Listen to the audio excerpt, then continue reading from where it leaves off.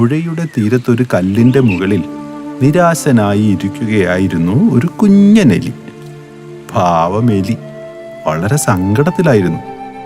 അന്നേരം ആ വഴി ഒരു മുയലമ്മ വരികയുണ്ടായി. കുഞ്ഞനെലിയെ കണ്ട മുയലമ്മ അതിന്റെ അടുത്തേക്ക് നടന്നു ചെന്നു. ഏയ്, എന്താ ഇവിടെ ഇങ്ങനെ നിരാശനായിരിക്കുന്നത്? ഈ കാട്ടിൽ ഇതുവരെ കണ്ടിട്ടില്ലല്ലോ. എലിക്കുട്ടൻ ഇവിടെയുള്ളതല്ലേ? അല്ല മുയലമ്മേ, ഞാൻ അക്കരെ ഗ്രാമത്തിൽ ഒരു വീട്ടിലാണ് താമസിക്കുന്നത്. അതെയോ? പിന്നെ ഈ കാട്ടിലെങ്ങനെ വന്നു? ഇനി ആ വീട്ടിലെ ആളുകൾ ഈ കാട്ടിൽ കൊണ്ടുവന്ന് വിട്ടു. കഷ്ടം തന്നെ. ഇനി എന്തു ചെയ്യും? അറിയില്ല മുയലമ്മേ, എനിക്ക് വീട്ടിൽ പോണം. എനിക്ക് എന്റെ അച്ഛനെയും അമ്മയും കാണണം. പിന്നെ എന്തിനാ വൈകുന്നേ? വേഗം പോയിക്കോ. അയ്യോ മുയലമ്മേ, എനിക്ക് നീന്താൻ അറിയില്ല. എന്നെ എങ്ങനെയെങ്കിലും അക്കരെ എത്തിക്കാമോ? നിന്നെ പോലെയാണ് ഞാനും. എനിക്കും നീന്താൻ അറിയില്ല എലിക്കുട്ടാ. എന്നെ എങ്ങനെയെങ്കിലും ഒന്ന് സഹായിക്കണേ. നീ വിഷമിക്കണ്ട, നമുക്കൊരു വഴി കണ്ടെത്താം. നീ എന്റെ ഒപ്പം വാ. നിന്റെ പേരെന്താ? കുഞ്ഞൻ. അങ്ങനെ നമ്മുടെ കുഞ്ഞനെലിയും മുയലമ്മയും കൂടി പുഴയുടെ തീരത്ത് നിന്ന് ഉൾക്കാട്ടിലേക്ക് നടന്നു. നമ്മളിപ്പോൾ പോകുന്നത് ചിങ്കൻ കൊക്കിന്റെ അടുത്തേക്കാണ്. ചിങ്കൻ വിചാരിച്ചാൽ നിസ്സാരമായി കുഞ്ഞൻ അക്കരെ എത്താം. ഇരുവരും വളരെ പ്രതീക്ഷയോടെ ചിങ്കൻ കൊക്കിന്റെ അടുത്തേക്ക് നടന്നു. അതേ തവളച്ചേട്ടാ, ഞാൻ പറഞ്ഞത് സത്യമാണ്. ഞാൻ പണ്ട് ഒരു ആനയെ പുറത്ത് കയറ്റി പറഞ്ഞിട്ടുണ്ട്. എന്നെ കളിയാക്കിയതാണോ? ഇവിടെ നിന്ന് പൊയ്ക്കോ, ഇല്ലേ ഞാൻ കൊത്തും.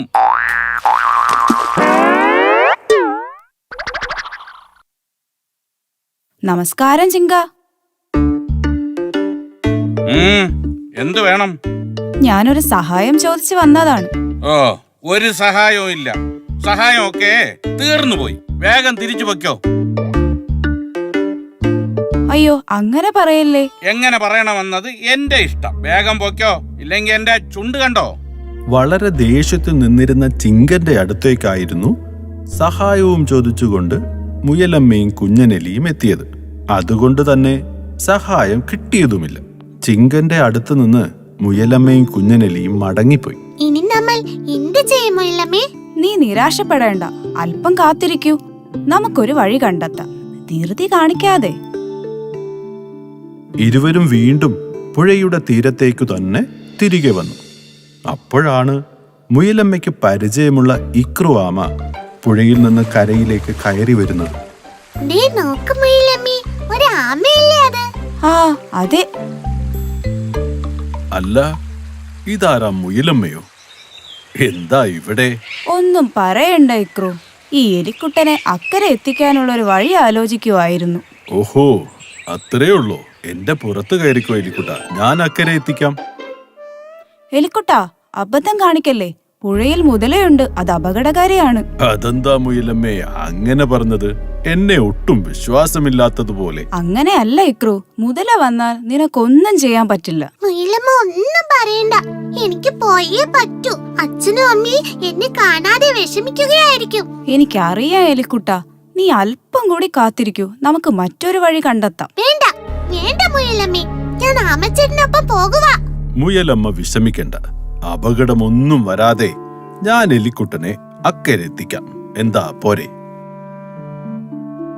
ആമയുടെ പുറത്ത് കയറി യാത്ര തുടങ്ങിയ എലിക്കുട്ടൻ വളരെ സന്തോഷത്തിലായിരുന്നു. താൻ തന്റെ വീട്ടിലേക്ക് പോകുന്നു.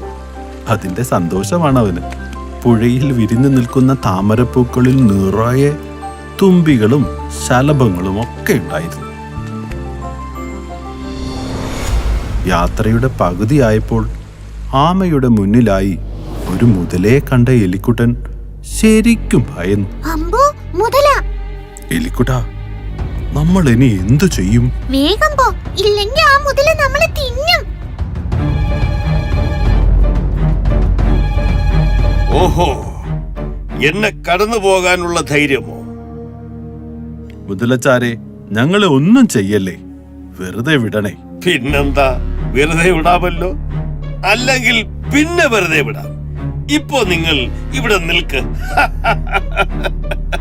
മുതലച്ചേട്ടാ, എനിക്ക് എന്റെ വീട്ടിൽ പോണം. വെറുതെ വിടണേ. എന്റെ മുന്നിൽ വന്നവരാരും വെറുതെ പോകാറില്ല. പാവം എലി, അതിനെ സഹായിക്കാൻ എന്താ ഒരു വഴി? ഇടോ ആമച്ചാരെ, നമുക്കിവിടെ നിന്ന് കള്ളനും പോലീസും കളിച്ചാലോ? ഞാൻ പോലീസ്, നിങ്ങൾ ഓടിക്കോ. നിങ്ങളെ ഞാൻ പിടിച്ചാൽ എന്റെ വയറ്റിലാക്കും.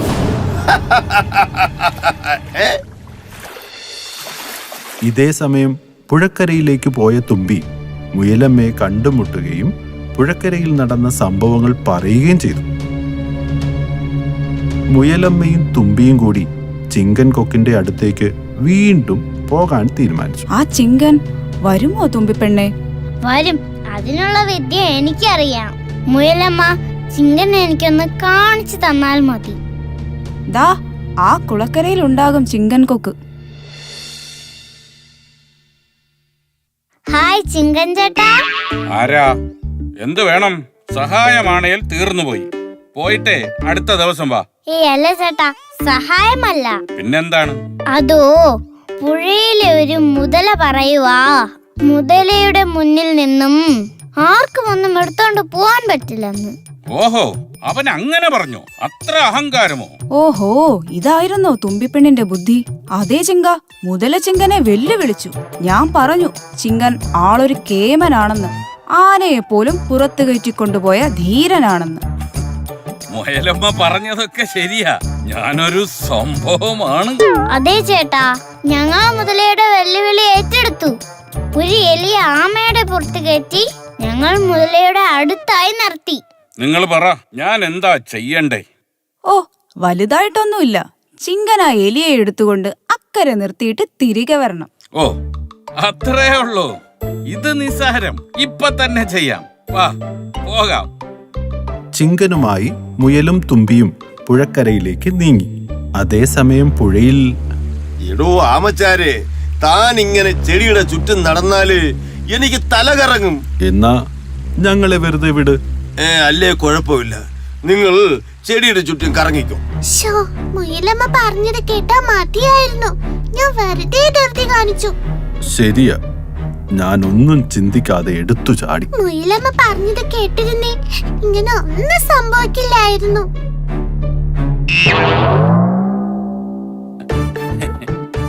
ഈ ചിങ്കനെയാണോ വെറുമൊരു മുതല വെല്ലുവിളിക്കുന്നത്? പാവം എലിക്കുട്ടൻ അങ്ങനെ തന്റെ ഗ്രാമത്തിലേക്ക് മടങ്ങി. എലിക്കുട്ടന്റെ അച്ഛനും അമ്മയും അവനെ കാത്തിരിക്കുന്നുണ്ടായിരുന്നു. എടുത്തു ചാടി അപകടത്തെ വിളിച്ചു വരുത്തിയതിൽ ആമ വല്ലാതെ വിഷമിച്ചു. തുമ്പിയുടെ ബുദ്ധിപരമായ നീക്കത്തെ മുയലമ്മ വാനോളം പുകഴ്ത്തി. മുതലയെ തോൽപ്പിച്ച സന്തോഷത്തിൽ അങ്ങനെ നമ്മുടെ ചിങ്കൻ കൊക്ക് വനത്തിലെ താരമായി മാറുകയും ചെയ്തു.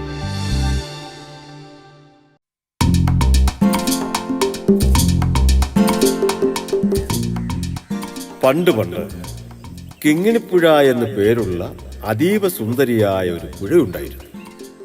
ആ പുഴക്കര മരങ്ങളാൽ വളരെ സമ്പുഷ്ടമായിരുന്നു. അക്കൂട്ടത്തിൽ നല്ല വലിപ്പമുള്ള നിറയെ പഴങ്ങളുള്ള ഒരു അത്തിമരത്തിലാണ് ചങ്ങാതിമാരായ വാലൻകുരങ്ങനും അണ്ണാരക്കണ്ണനും താമസിച്ചിരുന്നത്. ആ പഴുത്തത് എനിക്ക്. ഇതാടാ, നീ എടുത്തോ. ഹായ്, ഈ അത്തിപ്പഴത്തിന് എന്തൊരു മധുരം. എനിക്കും കിട്ടി ഒരെണ്ണം. നല്ല മധുരം.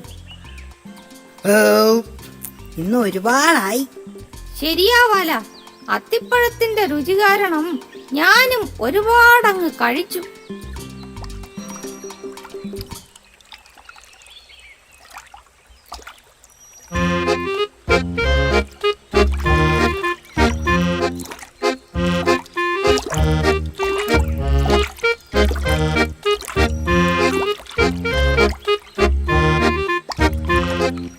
എനിക്കും തരുമോ അത്തിപ്പഴം? നല്ല വിശപ്പുണ്ട്. മുതല പഴങ്ങൾ കഴിക്കുമോ? വിശന്നാൽ എന്തും കഴിക്കും.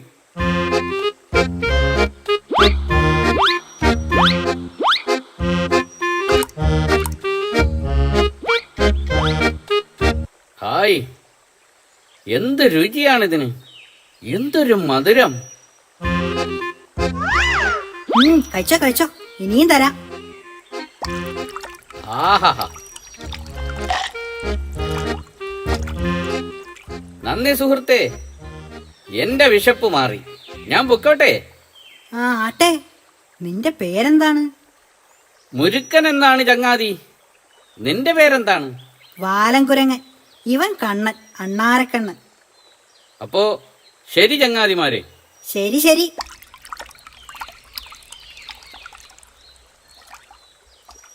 മുരുക്കൻ, പേര് കേട്ടാൽ അറിയാം ചങ്ങാത്തത്തിന് പറ്റിയ ആളല്ല. ആര് പറഞ്ഞു? പാവം മുതലച്ചാൽ. പാവമോ? അവൻ മറ്റു ജീവികളെയൊക്കെ പിടിച്ച് തിന്നുന്ന മുതലയാണ്. അവസരം കിട്ടിയാൽ അവൻ നമ്മളെയും തിന്നും. സൂക്ഷിച്ചാൽ ദുഃഖിക്കേണ്ട.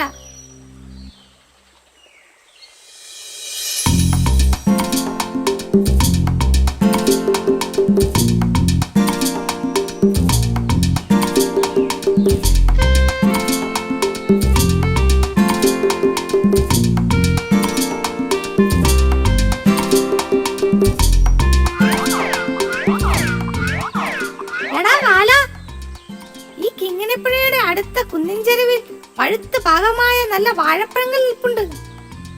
എവിടെ? നമ്മുടെ പുല്ലാങ്കുന്നിന്റെ ചെരുവില്. വാ, നമുക്ക് അങ്ങോട്ട് പോകാം. ഓ, ഞാനില്ല. നീ പോയി കഴിച്ചോ കണ്ണാ. ഞാൻ നിന്നെ കൊണ്ട് പോകാനാ ഓടിച്ചാടി വന്നത്. ഇല്ലടാ, നീ പോയിക്കോ. ഞാൻ എൻ്റെ ഒരു കൂട്ടുകാരനെ കാത്തിരിക്കുക. ഓ, ആ മുരുക്കൻ മുതലേ ആവും. അതെ, അതിനെന്താ? പുതിയ ചങ്ങാതിയെ കിട്ടിയപ്പോ ഈ പഴയ ചങ്ങാതിയെ നീ ഉപേക്ഷിച്ചു അല്ലേടാ വാല? അങ്ങനൊന്നുമില്ല. ശരി, ഞാൻ പോകുന്നു. കിങ്ങിണിപ്പുഴയുടെ മറുകരയിലുള്ള പാറക്കൂട്ടത്തിലാണ് മുരുക്കൻ മുതല താമസിച്ചിരുന്നത്. അത്തിപ്പഴത്തിന്റെ രുചിയറിഞ്ഞ മുതലച്ചാർ പിന്നെ ദിവസവും അത്തിപ്പഴം കഴിക്കാനായി പുഴ നീന്തി ഇക്കര വരും. ഈ മുതലച്ചാരിത് എവിടെ പോയി? എത്ര നേരമായി ഞാൻ കാത്തിരിക്കുന്നു.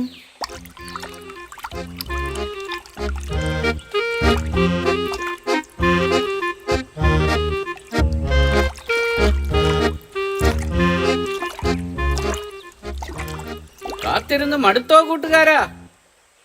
പിന്നെ നിനക്ക് തരാനായി അത്തിപ്പഴങ്ങൾ ഞാൻ എടുത്തു വെച്ചിട്ട് നേരം എത്രയായി? ക്ഷമിക്കൂ ചങ്ങാതി, ഞാൻ എത്തിയല്ലോ.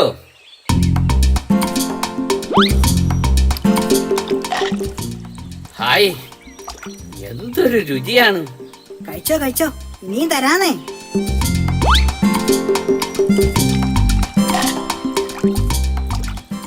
എന്തൊരു രുചിയാണ്. ഹായ്,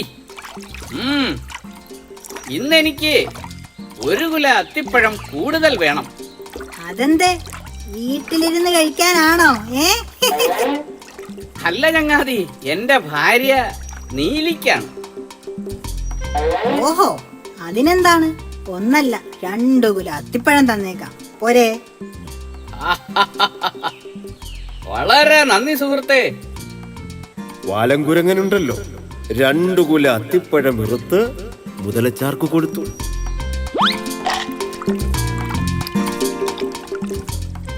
അതും കൊണ്ട് മറുകരയിലുള്ള തന്റെ വീട്ടിലേക്ക് മുരുക്കൻ തിരികെ പോയി.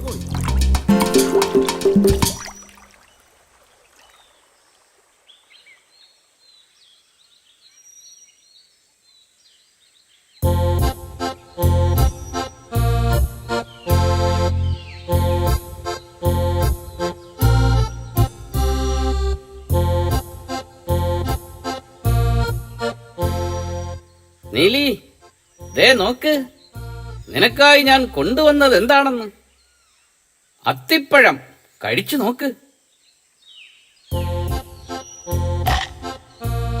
എന്ത് രുചിയാണ് ഈ പഴത്തിന്. അതെ അതെ, എന്റെ ചങ്ങാതി തന്നതാണ്.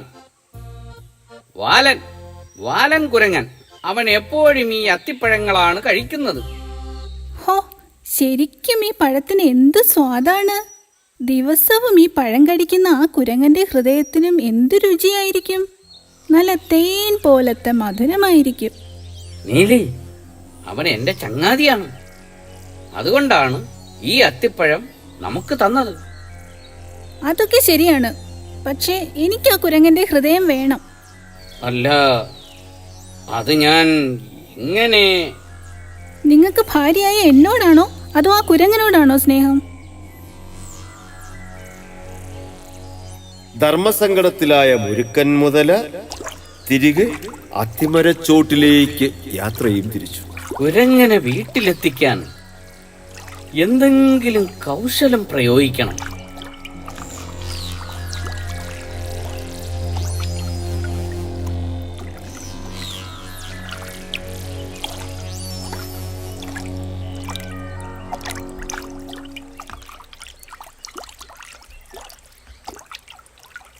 ചങ്ങാതി വാല, ഇതാര്? മുതലച്ചാര? എന്തേ അത്തിപ്പഴം തികഞ്ഞില്ലേ? അതല്ല ചങ്ങാതി, വാ പുറപ്പെടാം. പുറപ്പെടാനോ? എങ്ങോട്ട്? എന്റെ വീട്ടിലേക്ക്. വീട്ടിലേക്കോ? അതെ, വീട്ടിലേക്ക് തന്നെ. എന്റെ ഭാര്യ നീലി ഒരു സമാധാനവും തരുന്നില്ല. ഇത്രയും സ്വാദുള്ള അത്തിപ്പഴങ്ങൾ തന്ന ചങ്ങാതിയെ വീട്ടിലേക്ക് കൂട്ടിക്കൊണ്ട് ചെല്ലാൻ പറഞ്ഞു. അതിപ്പോ നിനക്കായി ഒരു ഗംഭീരൻ സദ്യ ഒരുക്കിയിട്ടുണ്ട്. പായസമുണ്ടോ? എല്ലാം ഉണ്ടെന്നേ. വാ, നമുക്ക് അക്കരയ്ക്ക് പോകാം. ഹായ്. അയ്യോ, അതെങ്ങനെ പോകും? ഞാൻ എങ്ങനെ വരും? എനിക്ക് നീന്തലറിയില്ലല്ലോ. നീ എന്റെ പുറത്ത് കയറിക്കോ, ഞാൻ ഈ പുഴയിലൂടെ കൊണ്ടുപോകാം. അത് കൊള്ളാലോ. ഹായ്, വെള്ളത്തിന് മീതെ ഒരു സവാരിയും പായസം കൂട്ടി ഒരു സദ്യയും. അതെ അതെ.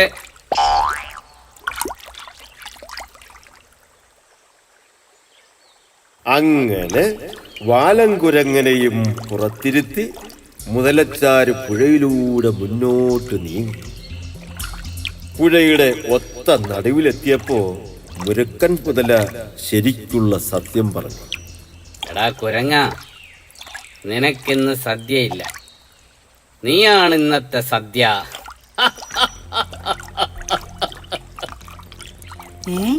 എന്തെന്നാ മുതലച്ചാരെ?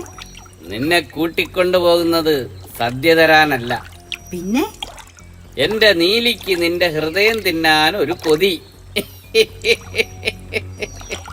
അവൻ മറ്റു ജീവികളെയൊക്കെ പിടിച്ച് തിന്നുന്ന മുതലയാണ്. അവസരം കിട്ടിയാൽ അവൻ നമ്മളെയും തിന്നും. അയ്യോ, മുതലച്ചാർക്കിത് നേരത്തെ പറഞ്ഞുകൂടായിരുന്നോ? ദേ നോക്കിയേ, ഇത്ര അധികം അത്തിപ്പഴം ഞാൻ പറിച്ചതുപോലും മുതലച്ചാരുടെ ഭാര്യ നീലിക്ക് സമ്മാനം കൊടുക്കാനല്ലേ.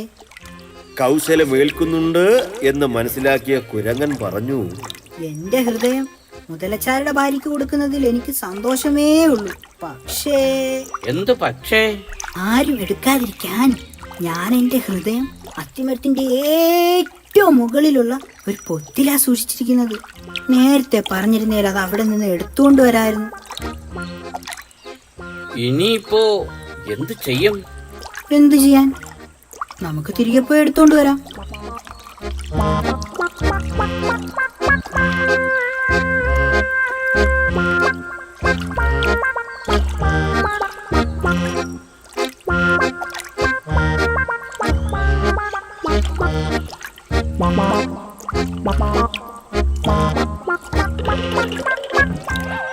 എടാ ദുഷ്ട മുരുക്ക, നീ എന്റെ ചങ്ങാതിയല്ല, ചതിയനാണ്. എന്റെ ഹൃദയം വേണമല്ലേ നിനക്ക്? ദേ കുരങ്ങ, പെട്ടെന്ന് നീ നിന്റെ ഹൃദയം എടുത്തുകൊണ്ട് വാ. എടാ മണ്ടച്ചാരെ, ഹൃദയമില്ലാതെ എങ്ങനാടാ ജീവിക്കുന്നത്? അത് മാറ്റി വേറൊരിടത്ത് വെക്കാൻ പറ്റുമോ? എടാ മണ്ട. അത് ചങ്ങാതി, നീ ഒന്നും പറയണ്ട. ഇനി മുതൽ ദിവസവും ഇങ്ങോട്ട് വരികയും വേണ്ട. നിനക്ക് അത്തിപ്പഴവുമില്ല, എനിക്കിങ്ങനെ ഒരു ചതിയൻ ചങ്ങാതിയും വേണ്ട. പൊക്കോ. പിന്നീടൊരിക്കലും ആ ചതിയൻ മുതല കിങ്ങിണിപ്പുഴ നീന്തിക്കര വന്നിട്ടില്ല. ഉറ്റ ചങ്ങാതിമാരായ നമ്മുടെ വാലൻകുരങ്ങനും അണ്ണാരക്കണ്ണനും വളരെ സന്തോഷത്തോടെ പിന്നെയും ആ അത്തിമരത്തിൽ കഴിഞ്ഞു.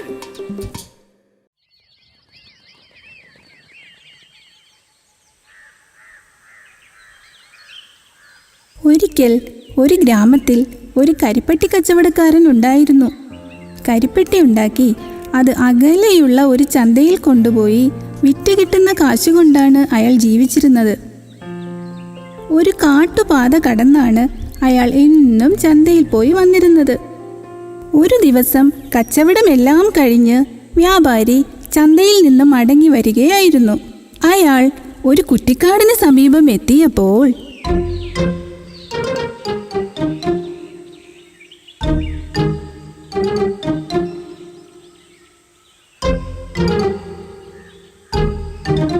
ഒരു ചാക്ക് കെട്ടല്ലേ അത്? അത് അനങ്ങുന്നുണ്ടല്ലോ. അതെന്താണെന്ന് നോക്കാം. വ്യാപാരി ചാക്കുകെട്ടിനടുത്ത് എത്തിയതും അതിനുള്ളിൽ നിന്ന് ഒരു കരച്ചിൽ കേട്ടു. അയ്യോ അയ്യോ, രക്ഷിക്കണേ, രക്ഷിക്കണേ, എന്നെ രക്ഷിക്കണേ. രക്ഷിക്കാനോ?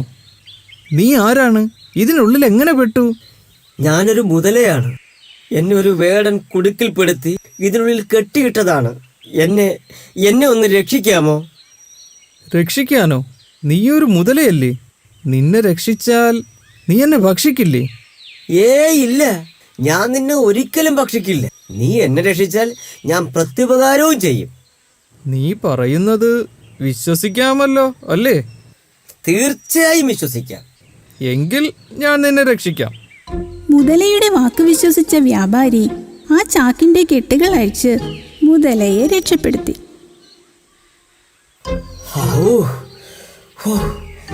രക്ഷപ്പെട്ടു. തീർച്ചയായും നിങ്ങൾക്ക് ഞാൻ പ്രത്യുപകാരം ചെയ്യും. പക്ഷേ എനിക്കിപ്പോൾ നല്ല വിശപ്പുണ്ട്. എന്തെങ്കിലും കഴിച്ചില്ലെങ്കിൽ ഞാനിപ്പോ ചത്തുപോകും. ഞാൻ തൽക്കാലം നിങ്ങളെ തിന്നാം. നീ ഒരു നന്ദിയില്ലാത്ത ജീവി തന്നെ. നിന്നെ രക്ഷിച്ച എന്നെ നീ തിന്നുവന്നോ? ഇത് നീതിയല്ല. നീ എന്റെ ഇരയാണ്. സംശയമുണ്ടെങ്കിൽ നമുക്ക് ആരോടെങ്കിലും ചോദിക്കാം. ശരി. അപ്പോഴാണ് അതുവഴി ഒരു പാമ്പ് ഇഴഞ്ഞു വന്നത്. ആ പാമ്പിനോട് ഇരുവരും ഈ സംശയം ചോദിച്ചു. മുതല പറഞ്ഞതാണ് ശരി. നീ മുതലയുടെ ഭക്ഷണമാണ്. ഇത് ഞാൻ അംഗീകരിക്കില്ല. എങ്കിൽ മറ്റൊരാളോടുകൂടി ചോദിക്കാം. എന്നിട്ട് നിന്നെ ഞാൻ തിന്നു.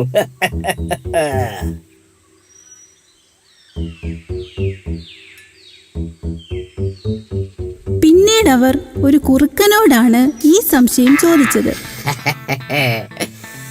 നിങ്ങൾ രണ്ടുപേരും പറഞ്ഞതിൽ കാര്യമില്ലാതില്ല. എങ്കിലും താത്വികമായി പറഞ്ഞാൽ വിശപ്പുള്ള മുതലയ്ക്ക് കിട്ടിയ ഇരയെ തിന്നാൻ അവകാശവും ഉണ്ട്. പറഞ്ഞതൊന്നും ശരിയല്ല. രക്ഷിക്കുന്നയാളെ ഭക്ഷിക്കുന്നത് നീതിയല്ല. അപ്പോൾ അതുവഴി ഒരു വഴിയാത്രക്കാരൻ വന്നു. അയാളുടെ അഭിപ്രായവും കൂടി അറിയാൻ അവർ തീരുമാനിച്ചു. മറ്റു രണ്ടുപേരും പറഞ്ഞത് തന്നെ ഈ മനുഷ്യനും പറയും. ഞാൻ നിന്നെ തിന്നുകയും ചെയ്യും. കാര്യങ്ങളെല്ലാം വ്യക്തമായി മനസ്സിലാക്കിയതിനു ശേഷം മാത്രമേ ഞാനൊരു അഭിപ്രായം പറയുള്ളൂ. സത്യത്തിൽ ആദ്യം എന്താണ് ഉണ്ടായത്? ഞാൻ ചന്തയിൽ പോയിട്ട് ഇതുവഴി വരികയായിരുന്നു. അതൊന്ന് നടന്നു കാണിക്കാമോ? ദാ ഇങ്ങനെ. ഇപ്പോൾ എനിക്ക് കാര്യം മനസ്സിലായി. പക്ഷേ അപ്പോൾ മുതല എങ്ങനെയാണ് കിടന്നതെന്ന് മാത്രം മനസ്സിലായില്ല. അതൊന്ന് കാട്ടിത്തരാമോ? ഞാൻ ആ ചാക്കിനുള്ളിൽ കുടുങ്ങിക്കിടക്കുകയായിരുന്നു. കുടുങ്ങിക്കിടക്കുകയോ? അതെനിക്ക് തീരെ മനസ്സിലായില്ല. മുതല അതൊന്ന് വ്യക്തമായി കാണിച്ചു തരണം. ദേ ഇങ്ങനെ ഇങ്ങനെ ഇതിനുള്ളിൽ. ഓഹോ, ഇങ്ങനെയാണ് ചാക്കിനുള്ളിൽ കിടന്നതല്ലേ? അപ്പോൾ എൻ്റെ സംശയം ഇതാണ്. ചാക്ക് തുറന്നു കിടക്കുകയായിരുന്നു? അല്ലല്ലല്ല, അതെ, പുറത്ത് നിന്ന് കെട്ടിയിരിക്കുകയായിരുന്നു. അത് എങ്ങനെയാണ് കെട്ടിയിരുന്നത് എന്നറിയാമോ? അറിയാം.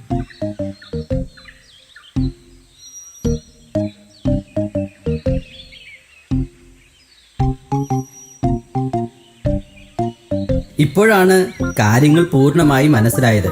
ഈ ചാക്കുകെട്ടിനുള്ളിൽ മുതല അങ്ങനെ തന്നെ കിടക്കട്ടെ. ഇതിനുള്ളിൽ കിടന്ന് അവൻ വിശപ്പടക്കട്ടെ. രക്ഷിക്കുന്നവനെ ഭക്ഷിക്കുന്നത് നീതിയല്ല. എന്റെ ജീവൻ രക്ഷിച്ച നിങ്ങളെ ഞാൻ ഒരിക്കലും മറക്കില്ല. രക്ഷിച്ചവനെ ഭക്ഷിക്കുന്നത് നീതിയല്ല,